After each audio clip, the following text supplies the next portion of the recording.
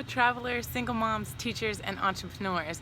This is Sabrina Scott here again with another video to explain more in detail about the visa processes for China tourist visas and China work visas.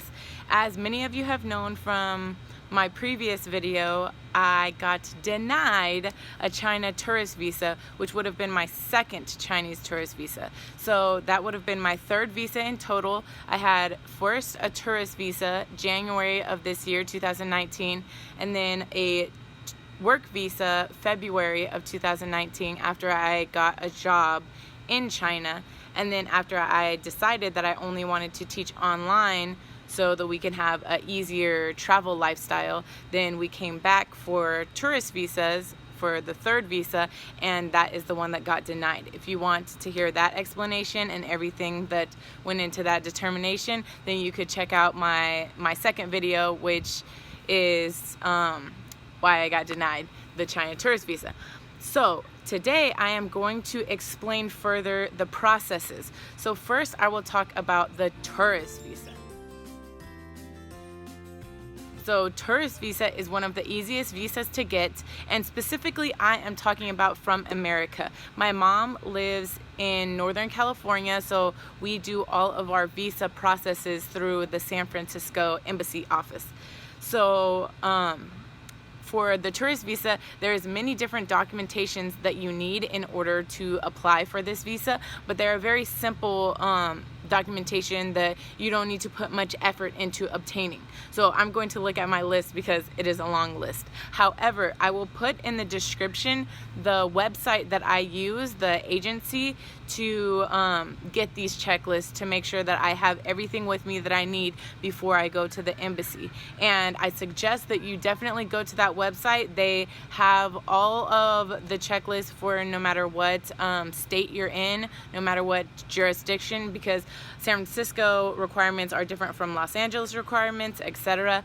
So I suggest that you go to that website because things are constantly changing, constantly asking for different things, asking for this, not asking for it anymore, etc.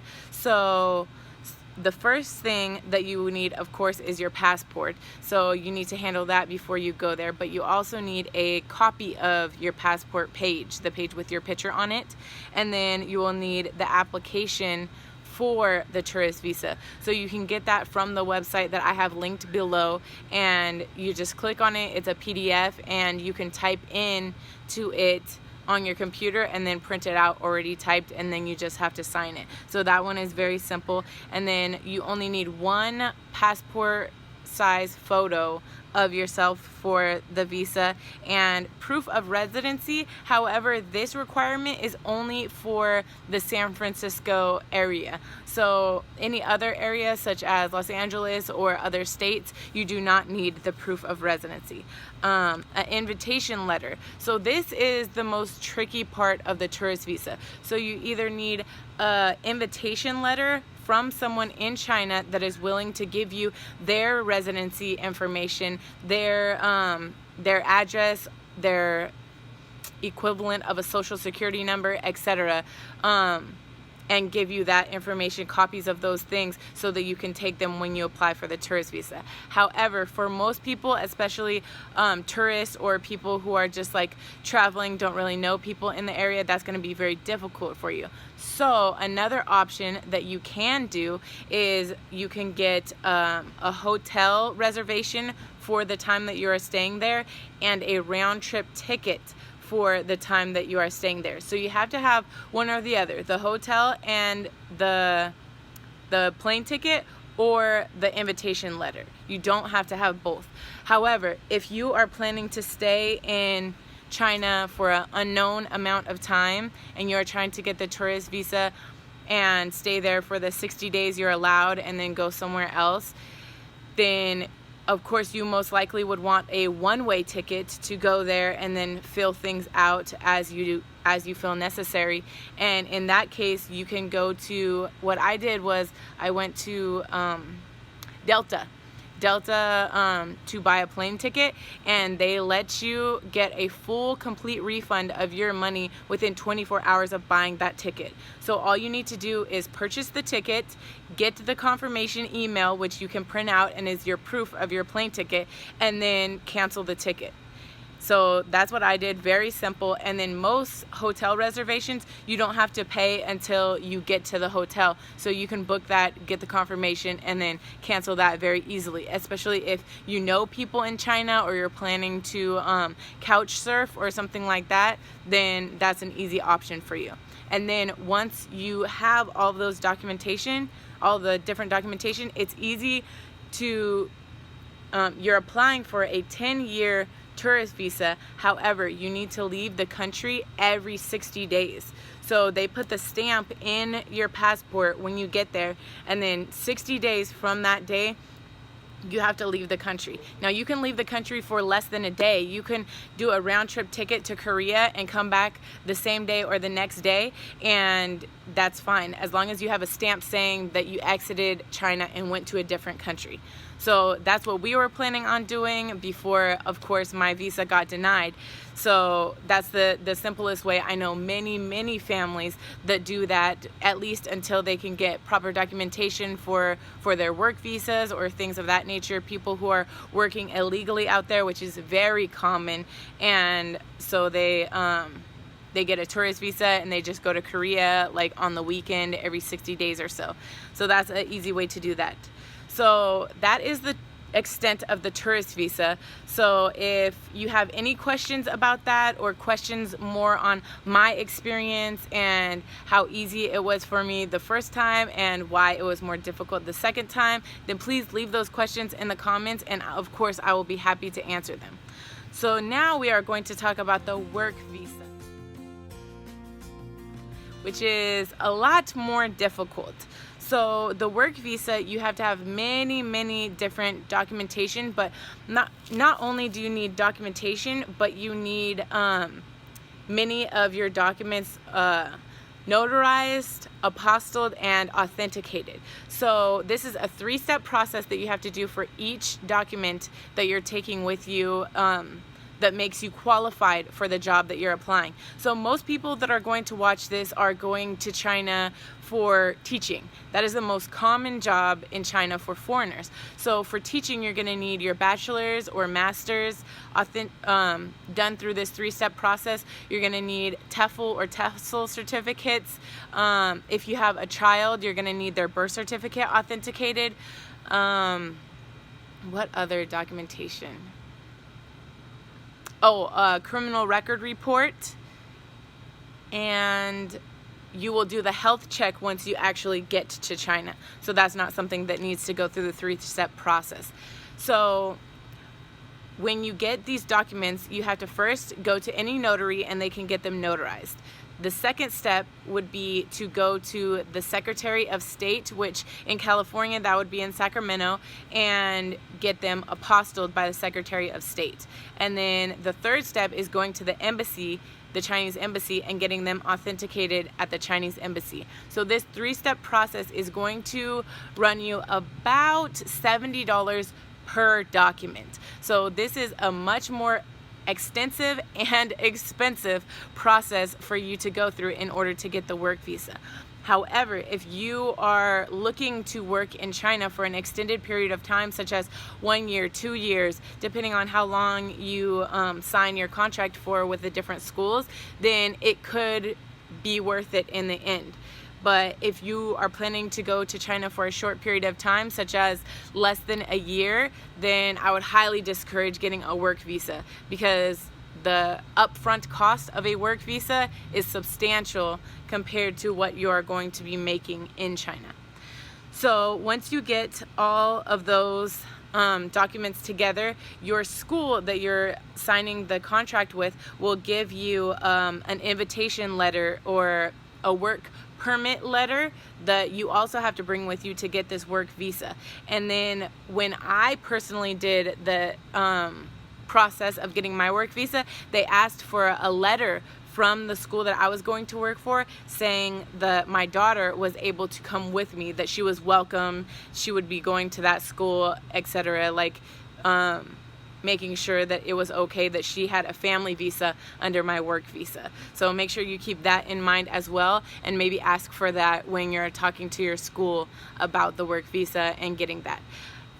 Most people do not do the work visa like I did, how I went out there with a tourist visa first and then came back for the work visa. However, I wanted to go see the schools for myself, explore, experience things while I was exploring.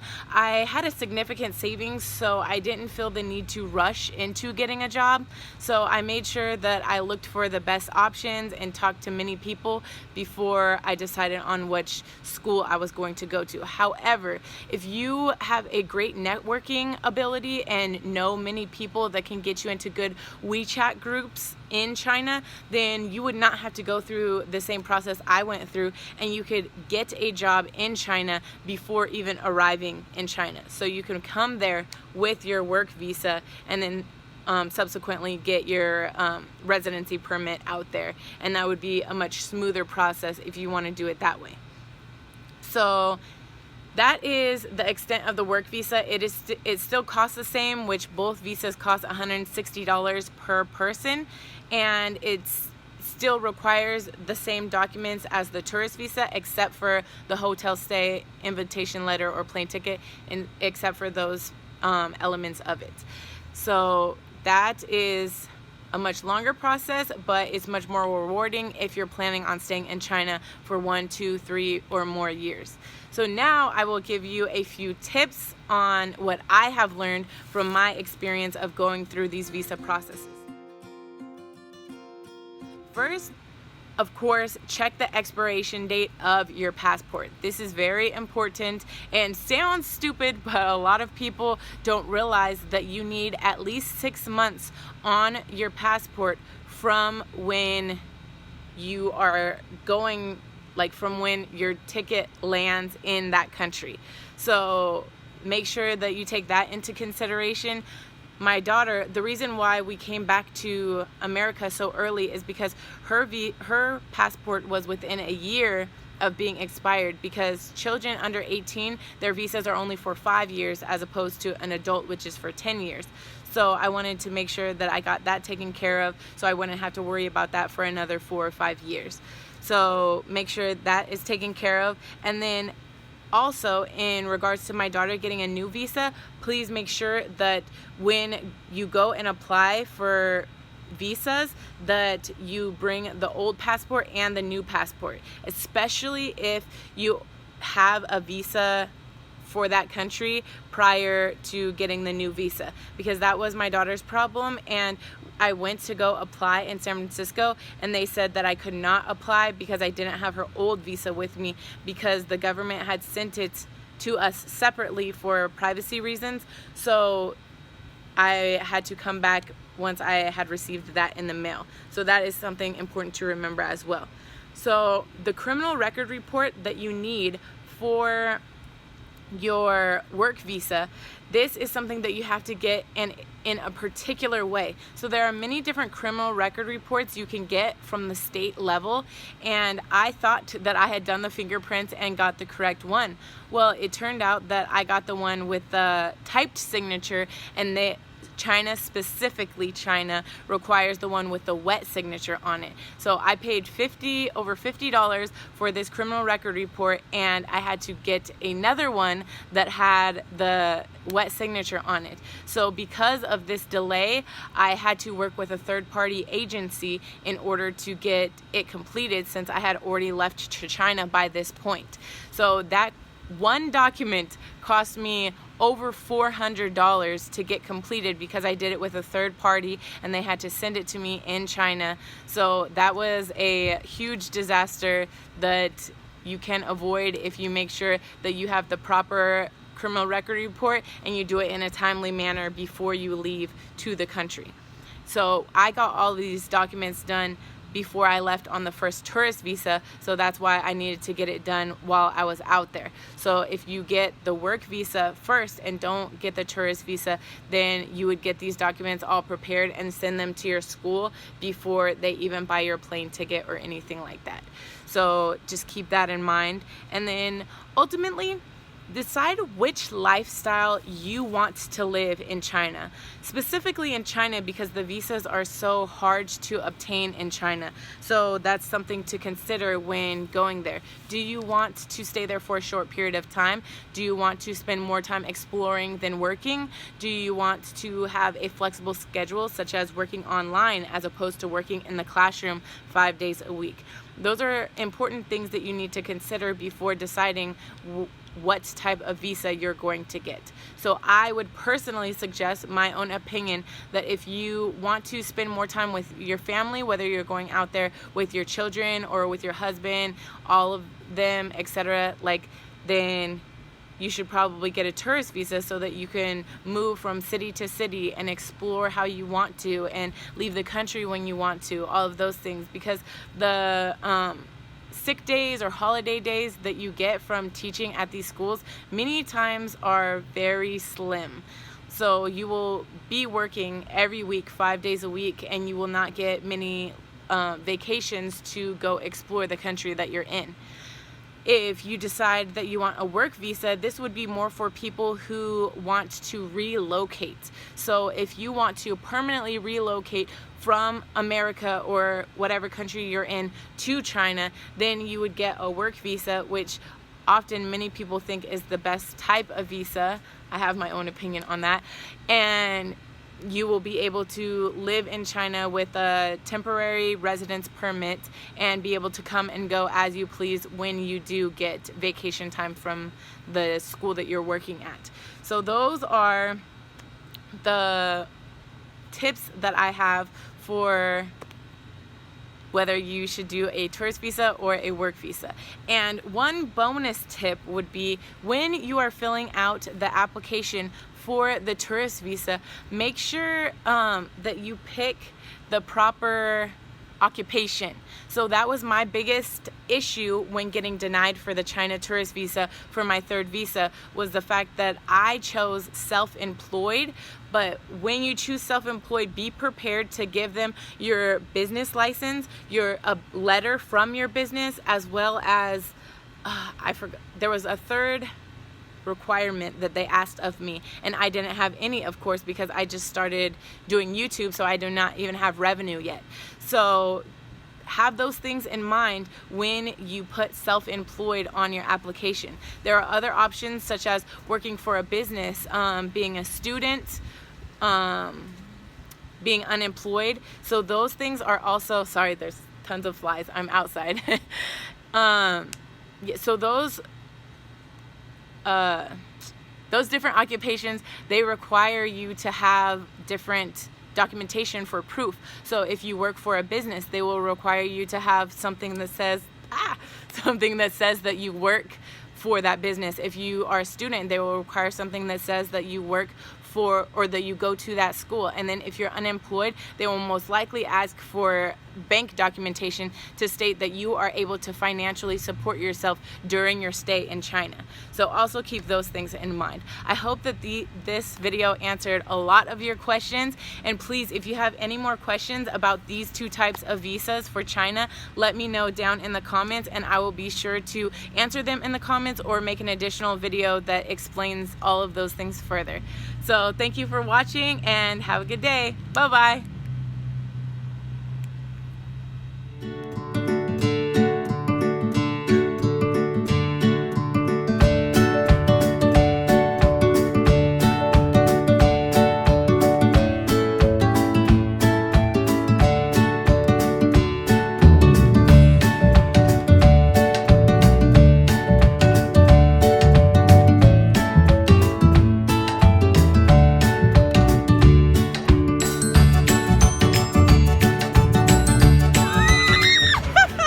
Ha ha ha!